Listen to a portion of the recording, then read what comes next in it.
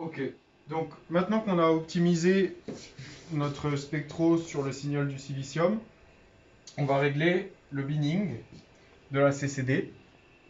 Donc comment on va faire ça?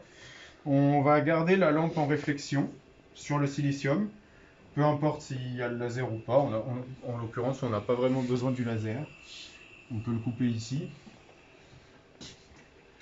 Et donc ce que je vais regarder maintenant, c'est... Ça ressemble un peu à ce qu'on regardait tout à l'heure, c'est finalement le profil d'intensité de cette lampe à travers les filtres, donc on va voir la coupure des filtres. Mais maintenant, au lieu de regarder simplement le spectre, on va vraiment mettre la CCD en mode imageur, de façon à avoir l'image de la lumière qui arrive sur la CCD, et on va pouvoir optimiser le réglage de quels pixels sur la CCD on va garder comme étant les pixels importants. Donc, pour me mettre en mode imageur, je vais aller dans Acquisition Experiment Setup. Et au lieu de choisir ici Use Region of Interest, je vais mettre Useful Chip. Et maintenant, je vais dans le ROI Setup, ça veut dire Region of Interest Setup. Et je vais choisir Imaging Mode. Donc là, il me dit que ça va supprimer le pattern qui était préexistant. C'est pas grave. Je dis oui. Maintenant, on voit qu'ici, il n'y a plus rien qui s'affiche. Et je dis OK. Donc maintenant, on est en mode imageur. Je vais lancer le focus. Et maintenant, on n'observe plus un spectre. Mais on observe cette fenêtre. On peut sélectionner ça pour changer les couleurs. Et là, ça s'affiche peut-être de manière un peu plus claire en bleu. Donc, qu'est-ce qu'on observe ici? L'axe horizontal, c'est le Raman Shift en centimètres moins 1. Donc là, on était centré sur la bande du silicium, donc on est centré sur 500 et quelques centimètres moins 1. Donc on n'observe pas la coupure des filtres, effectivement, puisqu'elle est à 0, donc en dehors de cette fenêtre. Sur l'autre axe ici vertical, en fait, on a ce qu'ils ont appelé strip. Finalement, c'est simplement la position verticale sur la CCD. La CCD, elle a 100 pixels. En vertical, c'est un tableau de 100 pixels, et horizontal, tous les pixels qui forment l'axe ici des énergies, l'axe sur lequel on disperse la lumière avec le réseau. Et donc la couleur, elle code simplement l'intensité de la lumière qui arrive. Donc on voit qu'on a cette bande ici au centre, c'est en fait la lumière qui provient de notre lampe, qui est réfléchie sur le silicium. Et donc on voit que c'est très localisé, et c'est bien, donc ça c'est un bon réglage. C'est très localisé sur une bande assez fine.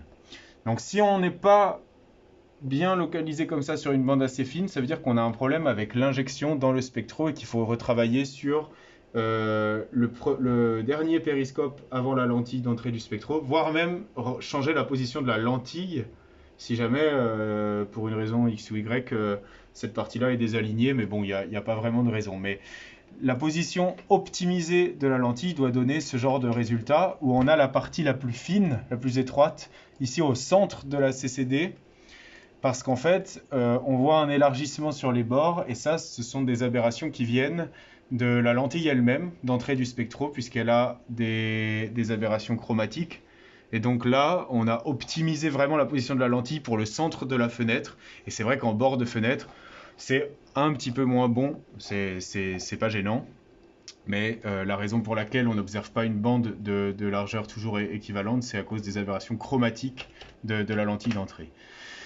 Donc l'idée du binning, c'est finalement de choisir les pixels sur cette CCD qu'on va conserver pour faire notre signal, parce qu'on voit bien que tout le haut là et tout le bas, ils nous sont inutiles. Par contre, ils vont aussi ajouter du bruit à notre spectre, et nous, on ne veut pas de ça. Donc on va sélectionner.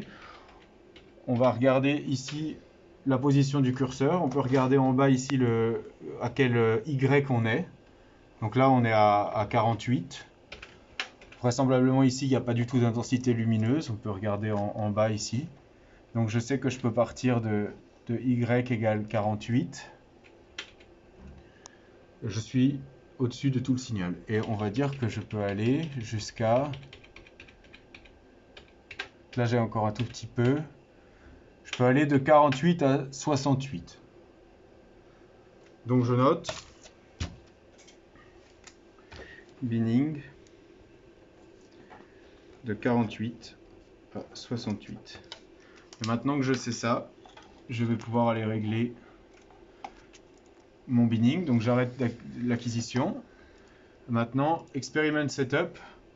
Je retourne dans Region of Interest Setup. Je rechoisis le mode spectroscopie. Et maintenant ici, donc pour la longueur d'onde, je choisis toujours 1, 1341. Donc ça veut dire qu'on a 1340 pixels sur l'axe horizontal et on les utilise tous pour faire le spectre. Et là, c'est la partie verticale. Et donc c'est ici, je vais dire Start 48. Et 8, donc en réalité, il faut 20 pour arriver à 68. Donc la hauteur, c'est 20 pixels. Je fais Store. Je reviens sur Main et maintenant j'utilise Region of Interest. Et maintenant, ce sont mes réglages qui marchent. Et si je lance un spectre, j'observe plus qu'un seul spectre qui correspondra simplement au pixel que j'ai choisi.